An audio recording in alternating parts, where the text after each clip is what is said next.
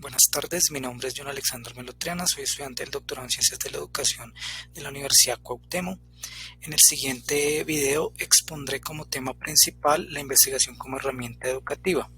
Algunos de los subtemas que trataré son, primero, la ciencia y su relevancia en la investigación; segundo, antecedentes históricos de la ciencia y su relación con los valores e intereses en la investigación; concepto de paradigma epistemológico de la educación y su clasificación; el profesor como investigador científico; y por último, la relevancia de la ciencia en la práctica educativa. Para entender cualquier proceso investigativo es de vital importancia entender el enfoque con el que trabaja. Por eso he planteado las siguientes preguntas. La primera, ¿qué es ciencia? Según Kerlinger 2002, la ciencia es una extensión sistemática y controlada del sentido común que se diferencia en diferentes aspectos del sentido común, como que la ciencia utiliza esquemas mentales y estructuras teóricas; la ciencia prueba de forma sistemática y empírica las teorías o hipótesis; la ciencia siempre trata de controlar causas extrañas; la ciencia siempre busca relaciones de manera consciente y sistemática; y la ciencia excluye explicaciones metafísicas, es decir, que no se puedan comprobar. En la siguiente pregunta, ¿qué objetivos busca la ciencia? Principalmente la generación de teorías para la explicación de fenómenos naturales, para promover su comprensión y así desarrollar predicciones de los mismos en diferentes condiciones. En cuanto a qué función tiene en la sociedad, la ciencia se puede mostrar desde dos perspectivas: una estática, que aporta información para el mundo sobre el estado actual del conocimiento, y otra más dinámica, centrada en la actividad de los científicos y en la resolución de problemas. Pero la pregunta más importante es: ¿qué relevancia tiene la ciencia en la investigación?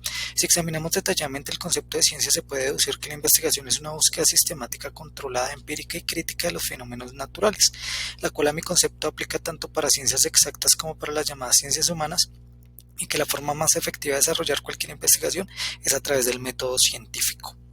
El siguiente tema, que es antecedentes históricos de la ciencia y su relación con los valores e intereses de la investigación, es importante tener en cuenta que para hablar de ética en la investigación científica, el componente histórico nos permite comprender el sentido y las metas establecidas a través de la actividad investigadora y sus posibles implicaciones en el futuro. No son pocos los investigadores que, gracias a su capacidad reflexiva e innovadora, han aportado al avance de la sociedad a través de la ciencia, pero por cuestiones de tiempo me enfocaré en los más relevantes. De ellos tenemos a Leonardo da Vinci, que es importante, pues se considera como uno de los fundadores de la ciencia moderna, y su relevancia radica en que posiciona al investigador en un papel más activo, donde se encuentra con la tarea de ser el mediador entre el ser humano y la naturaleza.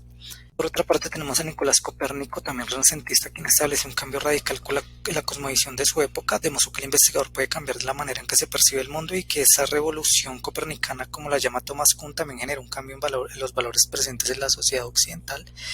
Ya en el siglo XX, a partir de la visión de Max Weber, la investigación es vista como oficio o profesión, ya que esta no solo se hace en laboratorios, sino también se puede hacer en otros espacios, como en la biblioteca, por ejemplo. En este nuevo contexto es fundamental el desarrollo de una ética de la investigación entre el uso de los principios y el cálculo de las consecuencias, o lo que llamamos teleologismo. En cuanto a la vocación, se plantea que está condicionada por la especialización y se basa en la pasión y en un principio de modestia y humildad. También Weber habla de investigar para lograr un desencantamiento del mundo, donde el investigador debe dejar de lado sus creencias para evitar caer en el dogmatismo. Por otra parte, establece el protagonismo de una comunidad de investigación que no tiene fronteras, pues el intercambio y la crítica recíproca permiten acercarse más a la verdad. Para finalizar, Weber resalta la diferenciación entre las ciencias sociales y naturales, pero también su estrecha relación, pues no solo basta con explicar fenómenos naturales, sino también comprenderlos, es decir, investigar para explicar y comprender. Otras figuras importantes a rescatar son las de Hans Jonas y Gadamer. El primero, quien establece que la investigación debe establecerse dentro del principio de responsabilidad, donde el investigador ya no actúa de una manera ambiciosa y personal, sino con una clara conciencia del poder como deber. Y el segundo, Gadamer, quien plantea que la principal virtud de cualquier investigador debe ser la autocrítica, además que reclama que la ciencia se debe abrir más al mundo de la vida y que se comprenda que todo no puede ser estudiado por la ciencia. En cuanto a Habermas, aporta a la ética de la investigación definiendo tres tipos de intereses que corresponden a tres dimensiones de la actividad investigadora, que los podemos observar en el siguiente cuadro: el interés técnico de dominio, el interés práctico comunicativo y el interés reflexivo emancipativo, que, si se dan cuenta, los dos primeros son caras de la misma moneda, que en este caso sería el interés reflexivo. Por último, Habermas pide replantearse el mercantilismo, en el que ha caído el avance técnico-científico, y basar la vida humana en valores como el respeto, donde el ser humano no tenga precio sino dignidad. Para finalizar el tema, tenemos como referencia a Santiago Ramón y Cajal, quien resalta como virtudes del investigador la humildad, la constancia y la disciplina. Además, hace énfasis en otras cualidades de orden moral que se deben tener en cuenta a la hora de investigar, como la independencia de juicio y criterio, perseverancia en el estudio, pasión por la gloria, patriotismo, gusto por la originalidad científica y otras más.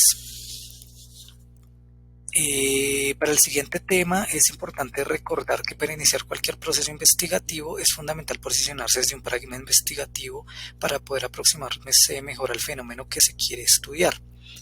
A partir de esto surge la pregunta: ¿qué es un paradigma? Si lo miramos a nivel etimológico, el concepto se deriva del griego daigmimi, que significa modelo, ejemplo, patrón, pero desde el enfoque educativo, que es el que nos interesa, podemos decir que se concibe como el enfoque que tiene el investigador para dar solución a un problema particular que se le presenta en su campo de acción. Además, este enfoque tiene tres componentes fundamentales: el ontológico, epistemológico y el metodológico, que me permiten abordar mejor el fenómeno a estudiar. En cuanto a su clasificación, tendrá en cuenta lo establecido por Ramos 2015, quien distingue los siguientes paradigmas: el positivismo y el pospositivismo, que van a guiar el enfoque investigativo cuantitativo, y la teoría crítica junto al constructivismo, que van a dirigir la investigación en el enfoque cualitativo. Para construir el cuadro, pues me basé en las tres preguntas orientadoras: ¿cuál es la forma y naturaleza de la realidad? ¿Cuál es la naturaleza de la relación entre el conocedor y lo que puede ser conocido? Y cómo el investigador puede descubrir aquello que él cree puede ser conocido. En el tema del profesor como investigador científico, debemos tener en cuenta que los sistemas educativos actuales exigen cambios, pues nos encontramos ante un proceso evolutivo de la sociedad y la educación no puede ser ajena a ello. Entonces, en este proceso el papel del docente es fundamental para lograr que las futuras generaciones se puedan adaptar fácilmente a estos cambios y suplir sus necesidades de autorrealización. Pero ojo, no cualquier docente puede lidiar con esta realidad tan compleja. Para ello debe tener unas características definidas, donde la reflexión y la investigación son el punto de partida para la innovación educativa. Después de hacerse un análisis crítico de su propia realidad y de las diferentes relaciones que se dan entre los actores de las diferentes situaciones educativas, para finalmente lograr materializar esas estrategias y tomar las mejores decisiones que le permitan sortear los diferentes obstáculos que se le presentan en el proceso formativo. Roger en 2020 propone en su libro un modelo de docente al que llama reflexivo y que se diferencia del modelo técnico, ya que el primero es quien organiza todo el análisis de la realidad a partir de la idea de investigación-acción bajo el modelo de espiral autorreflexiva, que lo podemos ver en la siguiente imagen. Este modelo es importante porque finalmente le permite al docente convertirse en un intelectual transformativo, donde desarrolla la competencia investigadora en su quehacer diario, lo que proporciona más seguridad y preparación a la hora de enfrentar las situaciones innovadoras que le ofrece su labor.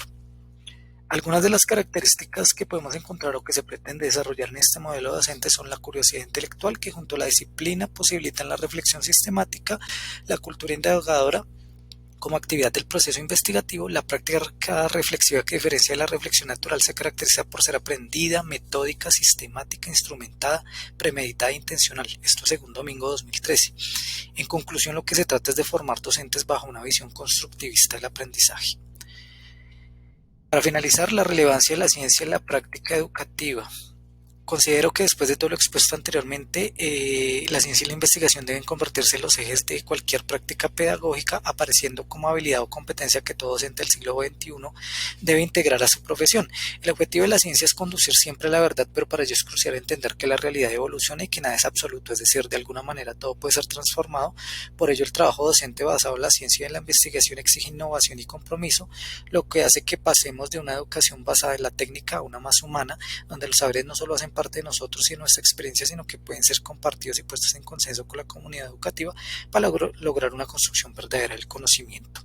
Por otra parte, también acepto que existen muchos factores externos e internos que afectan este cambio de paradigma, pero para ello es cruzar el diálogo constante y la autocrítica para mejorar nuestras prácticas pedagógicas.